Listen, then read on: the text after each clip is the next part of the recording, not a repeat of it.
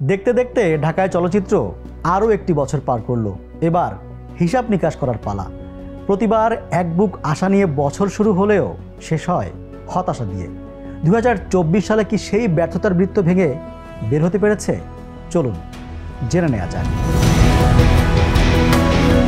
রাজনৈতিক কারণে বছরটি ছিল ঘটনাবহুল, সেই আঁচ লাগে চলচ্চিত্র অঙ্গনেও। চলচ্চিত্র প্রযোজক পরিবেশক সমিতির তথ্য অনুযায়ী দেশের প্রেক্ষাগৃহে মুক্তি পেয়েছে 53টি সিনেমা। এর মধ্যে রয়েছে মিস্টার অ্যান্ড মিসেস মাহি ও স্ত্রী 2 নামে 2টি আমদানিকৃত বলিউড ছবি। তালিকায় না থাকলেও মুক্তি পেয়েছিল ক্রু নামের একটি হিন্দি সিনেমা। আরও কয়েকটি আমদানি করা হলেও নানা জটিলতার কারণে সেগুলো প্রদর্শনের অনুমতি পায়নি। আমদানি বাদ দিলে কেবলমাত্র দেশি সিনেমা মুক্তি পেয়েছে 50টি। প্রেক্ষাপট বিবেচনায় এই সংখ্যাটা কম নয়। তবে এই সিনেমাগুলো ঢালিউডে অক্সিজেন সরবরাহ করেছে কিনা সেটাই এখন বড় প্রশ্ন। 5 আগস্ট দেশের পট পরিবর্তনের পর বেশিরভাগ প্রযোজক ছবি মুক্তি দিতে সাহস করছিলেন না। পরিস্থিতি কিছুটা স্বাভাবিক হওয়ার পর সিনেমা মুক্তি দিয়েছেন। তালিকায় চোখ বুলালে দেখা যাবে বাণিজ্যিক ধারার পাশাপাশি বিষয়ভিত্তিক সিনেমাও মুক্তি পেয়েছে। এগুলোর বেশিরভাগই মানহীন হওয়ায় সমালোচনার মুখে পড়েছে। বিপরীতে আছে প্রশংসিত সিনেমাও। কয়েক দশক ধরে ঢাকায় চলচ্চিত্রের সঙ্গে জড়িত সুদীপ্ত কুমার দাস খুব কাছ থেকে এদেশের সিনেমার উত্থান পতন দেখেছেন। বর্তমানে চলচ্চিত্র প্রদর্শক সমিতির উপদেষ্টার দায়িত্ব পালন করছেন। তিনি জানালেন বছরের দর্শকপ্রিয় সিনেমাগুলো সম্পর্কে। ভালো লাভ করছে তুফান, রাজকুমার, পয়সা উঠে আসছে, লাভ হয়েছে, কিন্তু সেই রকম আমারই লাভ হয় নাই।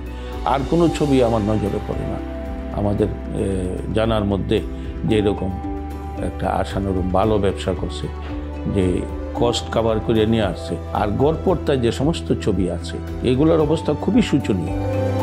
চলচ্চিত্রের এই ম্রিয়মাণ অবস্থার কারণে একক প্রেক্ষাগৃহের সংখ্যা এখন মাত্র 65টি। তবে ঈদ উৎসবে এই সংখ্যা বেড়ে দাঁড়ায় প্রায় 150-এ। এমন পরিস্থিতিতে মাল্টিপ্লেক্সের সমাধান খুঁজছেন কেউ কেউ।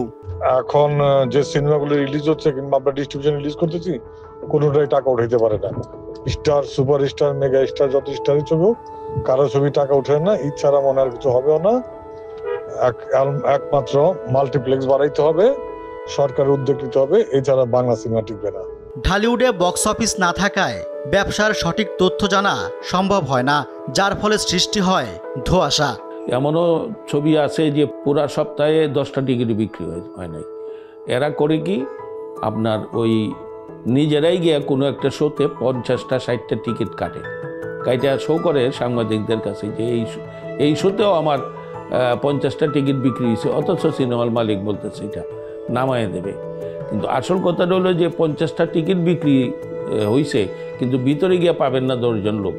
প্রাপ্ত তথ্য পর্যালোচনায় বছরের সেরা 2 ছবি হলো তুফান ও রাজকুমার। এ দুটিরই নায়ক শাকিব খান, যা মুক্তি পায় ঈদ উৎসবে। তার দরদ নিয়ে প্রত্যাশা থাকলেও তা পূরণে ব্যর্থ হয়েছে। এছাড়া অন্য কোনো সিনেমা ঢালিউডের রক্ষা কবচ হতে পারেনি। এর বাইরে এমন কিছু সিনেমা আছে যেগুলো হয়তো ব্যবসায়িকভাবে সফল হয়নি, কিন্তু প্রশংসিত হয়েছে।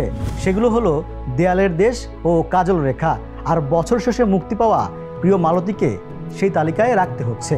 এটি ছিল ছোট পর্দার জনপ্রিয় অভিনেত্রী মেহজাবিন চৌধুরীর প্রথম চলচ্চিত্র, যা কয়েকটি আন্তর্জাতিক চলচ্চিত্র উৎসবে প্রদর্শিত হয়েছে। তার অনুরাগীরা এটি দেখেছেন ও প্রশংসা করেছেন।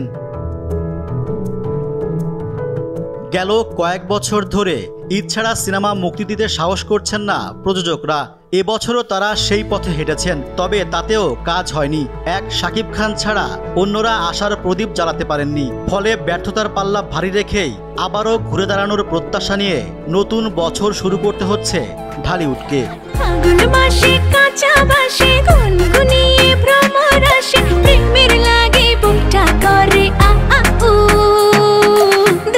কোকিল ডাকে রে